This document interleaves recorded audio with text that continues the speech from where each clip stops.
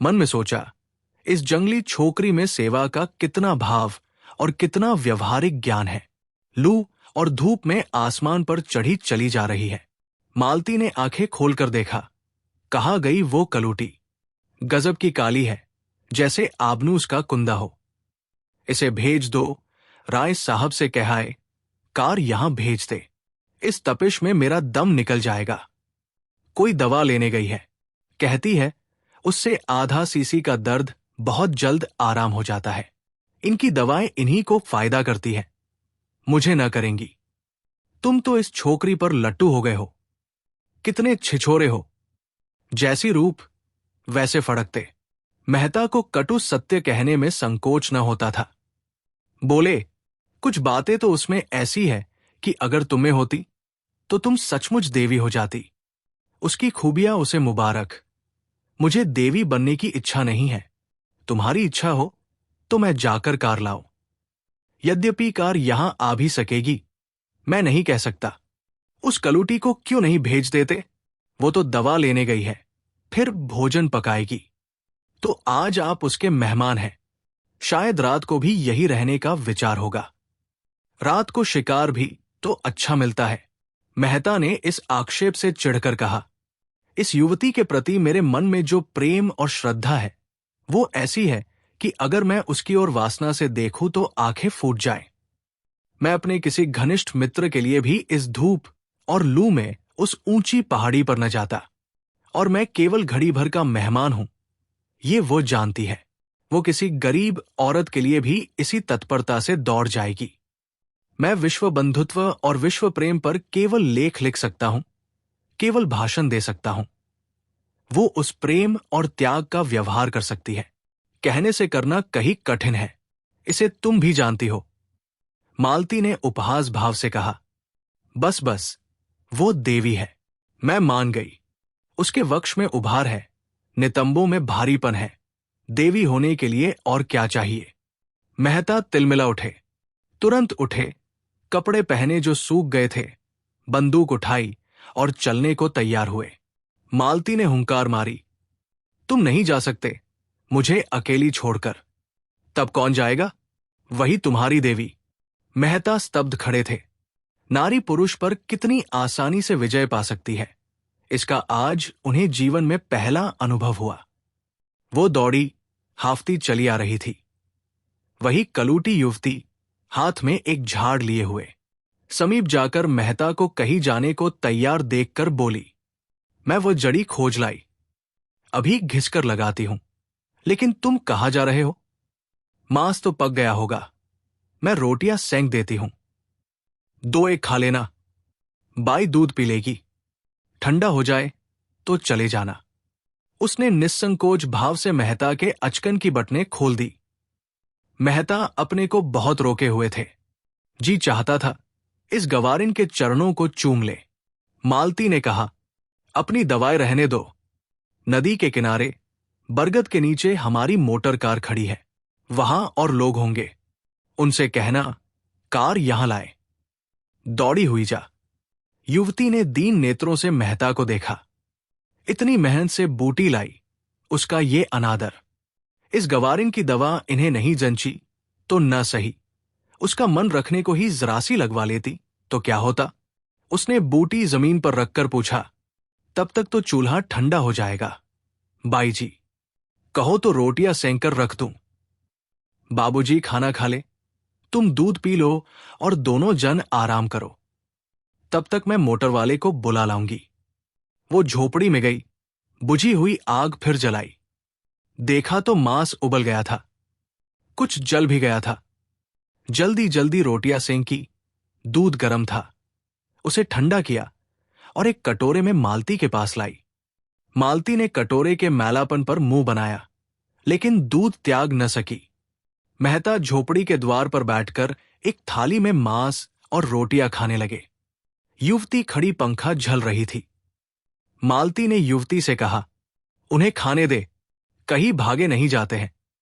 तू जाकर गाड़ी ला। युवती ने मालती की ओर एक बार सवाल की आंखों से देखा। वो क्या चाहती है? इनका आशय क्या है? उसे मालती के चेहरे पर रोगियों सी नम्रता और कृतज्ञता और याचना न दिखाई दी।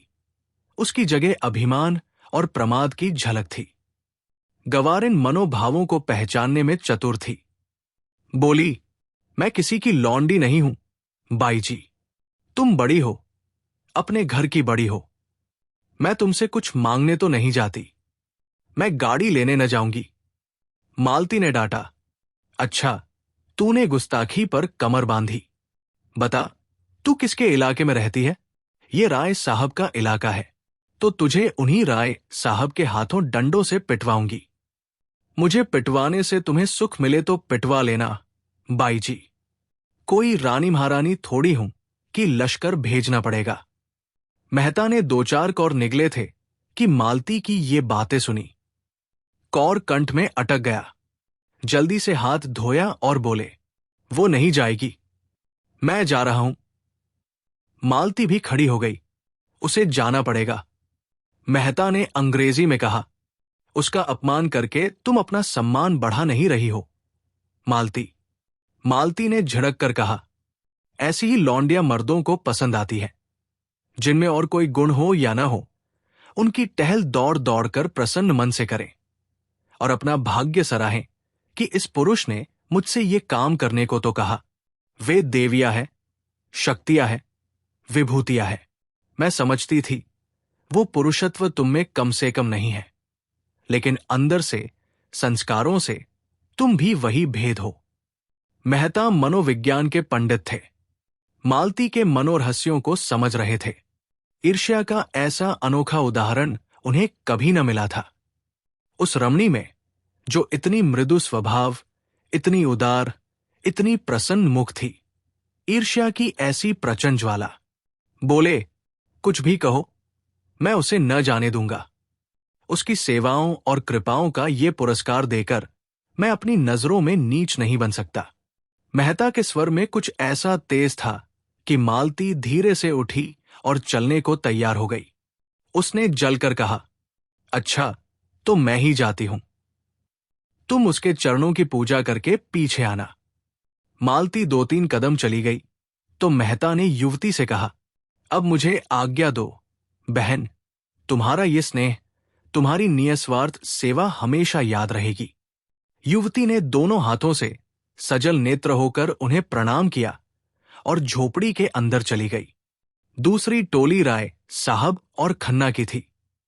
राय साहब तो अपने उसी रेशमी कुर्ते और रेशमी चादर में थे, मगर खन्ना ने शिकारी सूट डाला था, जो शायद आज ही के लिए बनवाया गया था, क्योंकि खन्ना को असामियों के शिकार से इतनी फुर्सत कहाँ थी कि जानवरों का शिकार करते।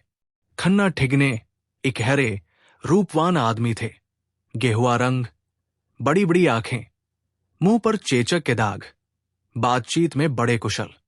कुछ दूर चलने के बाद खन्ना ने मिस्टर मेहता का जिक्र छेड़ दिया, जो कल से ही उनके मस्तिष्क में राहु की भांति समाये हुए थे। बोले, ये मेहता भी कुछ अजीब आदमी है, मुझे तो कुछ बनावटी मालूम होता है। राय साहब मेहता की इज्जत करते थे और उन्हें सच्चा और निष्कपट आदमी समझते थे, पर खन्ना से लेन देन का व्यवहार था। कुछ स्वभाव से शांति प्रिय भी थे, विरोध न कर सके। बोले, मैं तो उन्हें केवल मनोरंजन की वस्तु समझता हूं, कभी उनसे बहस नहीं करता, और करना भी चाहूं तो उतनी विद्या कहां से लाऊं? जिसने जीवन के क्षेत्र में कभी कभी नहीं रखा, वो अगर जीवन के विषय में कोई नया सिद्धांत अलापे तो मुझे उस पर हंसी आती है। मजे से 1000 माहवार पाते हैं। न जोरू न जानता, न कोई चिंता न बाधा। वो दर्शन न बघारे तो कौन बघारे? आप निर्द्वंद रहकर जीवन को संपूर्ण बनाने का स्वप्न देखते हैं, ऐसे आदमी से क्या बहस की जाए? खन्ना बोले, मैंने सुना चरित्र का अच्छा नहीं है। बेखबर रहने में चरित्र अच्छा रही कैसे सकता है? समाज में रहो और समाज के कर्तव्यों और मर्यादाओं का पालन करो, तब पता चले।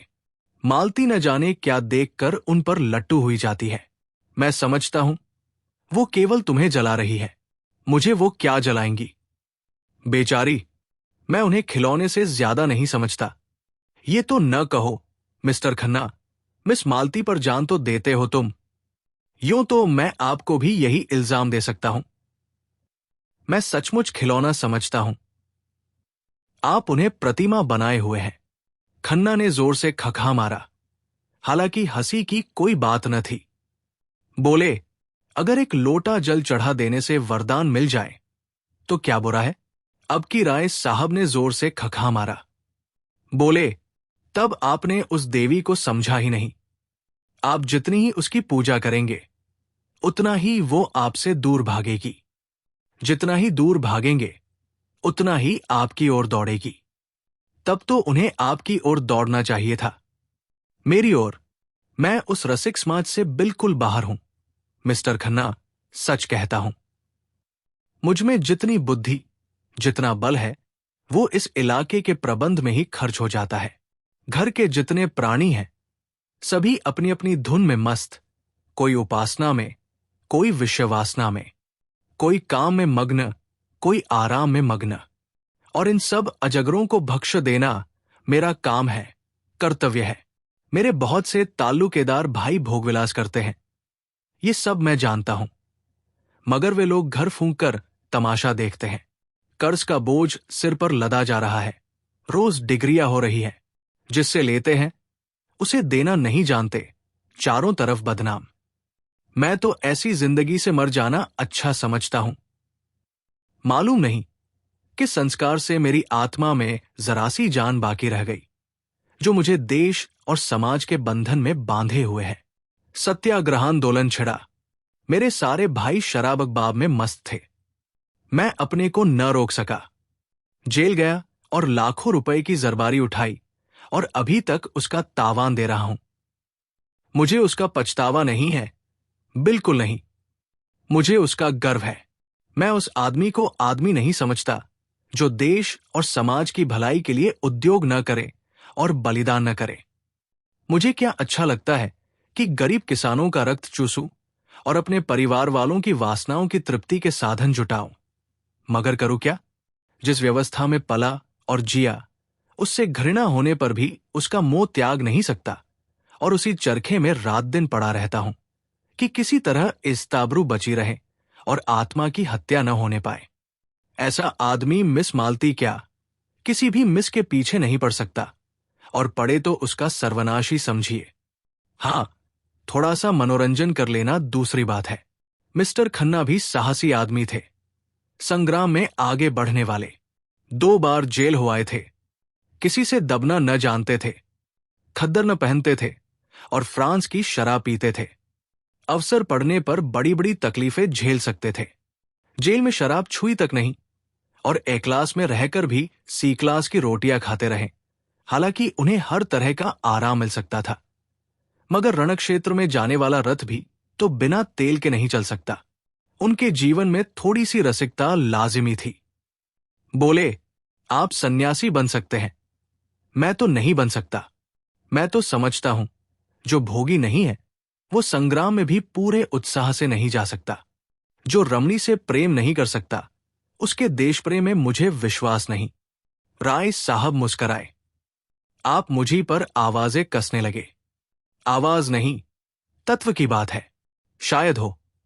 आप अपने दिल के अंदर पैठ कर देखिए तो पता चले। मैंने तो पैठ कर देखा है और मैं आपको विश्वास दिलाता हूं। वहां और चाहे जितनी बुराइयां हों, विषय की लालसा नहीं है। तब मुझे आपके ऊपर दया आती है। आप जो इतने दुखी और निराश और चिंतित हैं, इसका एकमात्र कारण आपका संयम है। मैं तो ये नाटक खेल कर रहूंगा, चाहे 2 खांधी क्यों न हो। वो मुझसे मजाक करती है, दिखाती है कि मुझे तेरी परवाह नहीं। लेकिन मैं हिम्मत हारने वाला मनुष्य नहीं हूं। मैं अब तक उसका मिजाज नहीं समझ पाया। कहां निशाना ठीक बैठेगा इसका निश्चय न कर सका। लेकिन वो कुंजी आपको शायद ही मिले। मेहता शायद आपसे बाजी मार ले जाए। इतने में एक हिरन कई हिरनियों के साथ चल रहा था, बड़े सिंगोम वाला, बिल्कुल काला। राय साहब ने निशाना बांधा। खन्ना ने रोका। क्यों हत्या करते हो यार? बेचारा चल रहा है, चरने दो।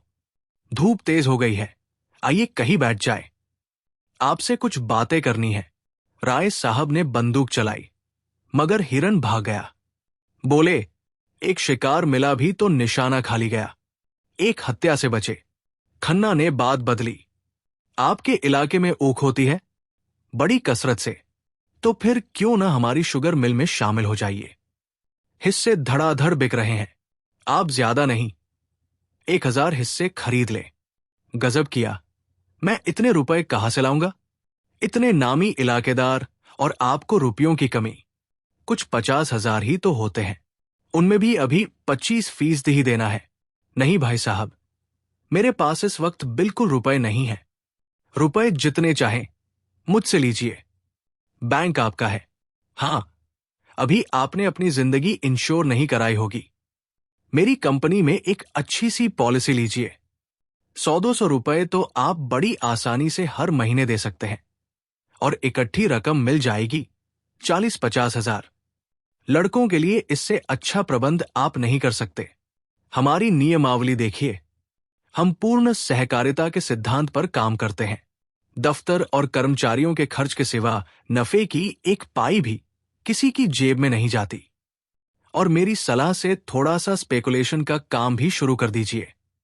जो आज सैकड़ों करोड़पति बने हुए हैं, सब इसी स्पेकुलेशन से बने हैं। रुई, शक्कर, गेहूं, रबर, किसी जिन्स का सट्टा कीजिए, मिनटों में लाखों का वारा न्यारा हो जाता है। काम जरा अटपटा है। बहुत से लोग गच्चा खा जाते हैं, लेकिन वही जो अनाड़ी है, आप जैसे अनुभवी, सुशिक्षित और दूरंदेश लोगों के लिए इससे ज्यादा नफे का काम ही नहीं। बाजार का चढ़ाव उतार कोई आकस्मिक घटना नहीं, इसका भी विज्ञान है। एक बार उसे गौर से देख लीजिए, फिर क्या मजाल की धोखा हो जाए। राय साहब कंपनियों पर अविश्वास करते थे। 2-1 बार इसका उन्हें कड़वा अनुभव हो भी चुका था, लेकिन मिस्टर खन्ना को उन्होंने अपनी आंखों से बढ़ते देखा था और उनकी कार्यदक्षता के कायल हो गए थे। इतने में एक देहाती एक बड़ी सी टोकरी में कुछ जड़ें, कुछ पत्तियां, कुछ फल लिए जाता नजर आया। खन्ना ने पूछा, अरे क्या बेचता है? देहाती सक्का गया। बोला, कुछ तो नहीं मालिक, यही घासपात है। क्या करेगा इनका? बेचूंगा मालिक। जड़ी बूटी है। कौन कौन सी जड़ी बूटी है बता? देहाती ने अपना औषधालय खोल कर दिखलाया। मामूली चीजें थी जो जंगल के आदमी उखाड़ कर ले जाते हैं और शहर में अत्तारों के हाथ 2-4 आने में बेच आते हैं, जैसे मकोए, कंघी, सोंदेइया, कुकरौंधा, धतूरे के बीज, मदार के फूल, करंज, घमची आदि। वो एक चीज दिखाता था और रटे हुए शब्दों में उसके गुण भी बयान करता जाता था। ये मकोए है सरकार। तापों, मंदाग्नि, तिल्ली, धड़कन, शूल, खांसी, एक खुराक में आराम हो जाता है। ये धतूरे के बीज है मालिक। गठिया, बाई। खन्ना ने दाम पूछा। उसने 8 आने कहे। खन्ना ने 1 रुपया फेंक दिया और उसे पड़ाव तक रख आने का हुक्म दिया। गरीब ने मुंहमांगा दाम भी नहीं पाया, उसका दुगुना पाया। आशीर्वाद देता चला गया।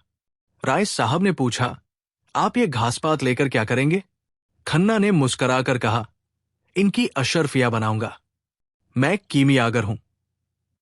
ये आपको शायद नहीं मालूम। तो यार, वो मंत्र हमें सिखा दो। हाँ, शौक से। मेरी शागिर्दी कीजिए। पहले 1.25 सेर लड्डू लाकर चढ़ाइए, तब बताऊंगा। बात यह है कि मेरा तरह तरह के आदमियों से साबका पड़ता है। कुछ ऐसे लोग भी आते हैं जो जड़ी बूटियों पर जान देते हैं। उनको इतना मालूम हो जाए कि ये किसी फकीर की दी हुई बूटी है, फिर आपकी खुशामद करेंगे, नाक रगड़ेंगे, और आप वो चीज उन्हें दे दे तो हमेशा के लिए आपके ऋणी हो जाएंगे। 1 रुपए में अगर 10-20 बुद्धुओं पर एहसान का नश्तर कसा जा सके तो क्या बुरा है। जरा से एहसान से बड़े बड़े काम निकल जाते हैं। राय साहब ने कौतूहल से पूछा, मगर इन बूटियों के गुण आपको याद कैसे रहेंगे? खन्ना ने खकहा मारा। आप भी राय साहब बड़े मजे की बातें करते हैं। जिस बूटी में जो गुण चाहे बता दीजिए, वो आपकी लियाकत पर मुनहसर है। सेहत तो रुपए में 8 आने विश्वास से होती है। आप जो इन बड़े बड़े अफसरों को देखते हैं और इन लंबी पूंछ वाले विद्वानों को और इन रईसों को ये सब अंधविश्वासी होते हैं। मैं तो वनस्पति शास्त्र के प्रोफेसर को जानता हूं जो कुकरौंधे का नाम भी नहीं जानते। इन विद्वानों का मजाक तो हमारे स्वामी जी खूब उड़ाते हैं। आपको तो कभी उनके दर्शन नहीं हुए होंगे। अब कि आप आएंगे तो उनसे मिलाऊंगा। जब से मेरे बगीचे में ठहरे हैं, रात दिन लोगों का तांता लगा रहता है। माया तो उन्हें छू भी नहीं गई, केवल एक बार दूध पीते हैं। ऐसा विद्वान महात्मा मैंने आज तक नहीं देखा। न जाने कितने वर्ष हिमालय पर तप करते रहे। पूरे सिद्ध पुरुष है। आप उनसे अवश्य दीक्षा लीजिए। मुझे विश्वास है आपकी ये सारी कठिनाइयां छूमंतर हो जाएंगी। आपको देखते ही आपका भूत भविष्य सब कह सुनाएंगे।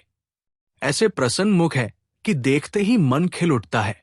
ताज्जुब तो यह है कि खुद इतने बड़े महात्मा है, मगर सन्यास और त्याग, मंदिर और मठ, संप्रदाय और पंथ, इन सबको ढोंग कहते हैं, पाखंड कहते हैं।